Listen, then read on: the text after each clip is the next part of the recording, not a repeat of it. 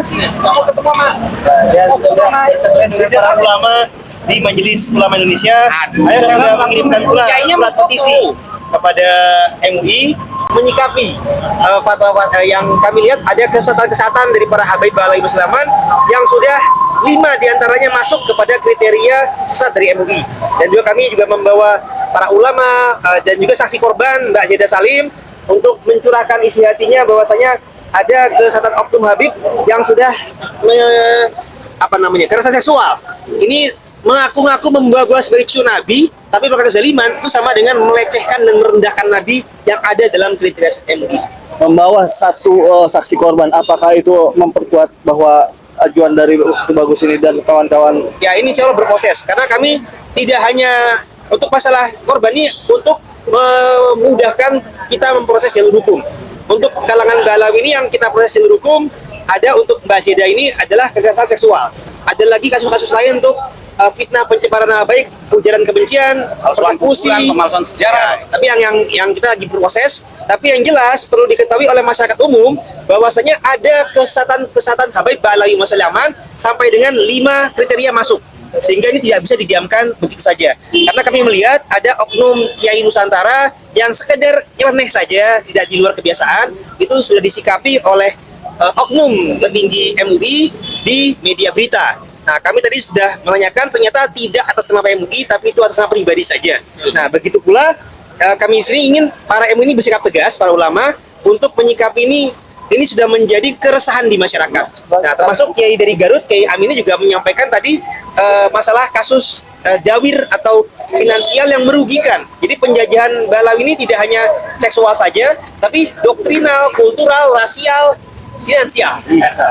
Bagus, apakah pesan Tubagus kepada korban-korban yang belum berani untuk melaporkan gimana? Baik, saran saya para korban-korban, mari kita sama-sama bersuara. Imam Ali menyatakan kezaliman akan tetap ada bukan hanya karena banyaknya orang zalim, tapi karena diamnya orang-orang baik. Maka orang-orang baik, mari kita bersatu padu, kita suarakan kebenaran. Ibarat lidi, kalau cuma sendiri-sendiri mudah dipatahkan. Tapi kalau kita bersama-sama, insya Allah tidak mau dipatahkan. Jadi, alhamdulillah kita bersyukur Mbak Zeda juga sudah bersuara. Moga-moga bisa diikuti oleh para korban-korban yang lain untuk sama-sama kita bersatu melawan kemungkaran, melawan kezaliman, melawan kesesatan.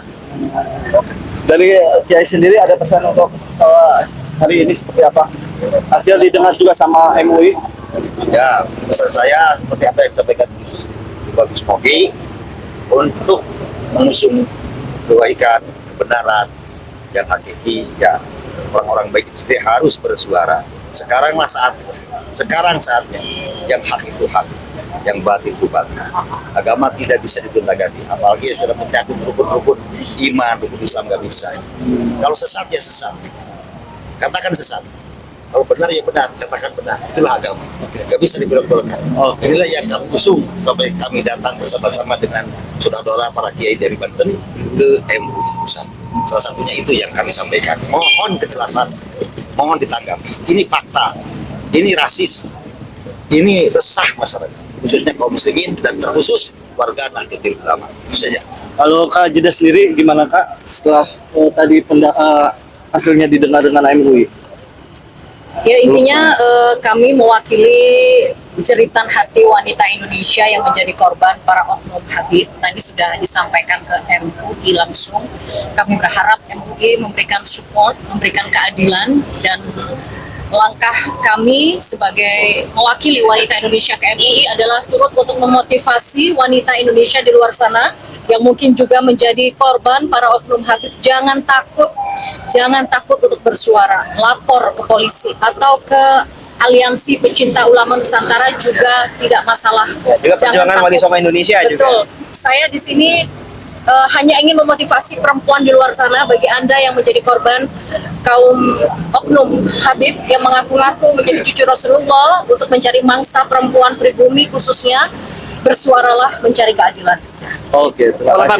Banten. Gimana kalau pakai itu? Jadi intinya kami datang ke MUI Pusat agar MUI sebagai lembaga yang mewadahi para ulama se-Indonesia dalam menyikapi permasalahan harus seadil-adilnya, jangan pilih tebak. Kemarin pengalaman sebagaimana yang kita ketahui, seorang Abah Buron, padahal itu tidak begitu membahayakan menurut saya. Sama semut tuh. Ya, soalnya kalau ngomong sama semut itu habis juga ada ya. Siapa tuh yang semut-semut merah itu? Hobi Mesak ya. Terus siapa tuh yang Hobi Mesak? Hobi Mesa, terus lagi yang rumput bergoyang itu ya. Jadi mestinya dalam menyikapi ini, siapapun mereka, dari klan apapun mereka, mau Ba'alawi, mau Habaib, mau siapapun, kalau mereka betul melanggar tidak sesuai dengan aturan syariat agama, seharusnya MUI tegas langsung mengeluarkan fatwa kalau itu menyesatkan umat. Terkait yang kedua, masalah kajian nasab yang digelontorkan oleh Kiimat, seharusnya setelah 2 tahun melihat, harusnya MUI merasa gimana gitu, terpanggil untuk bisa menjadi suatu yang memfasilitasi untuk bisa bertemu antara Robito dengan pihak Kiimat ya.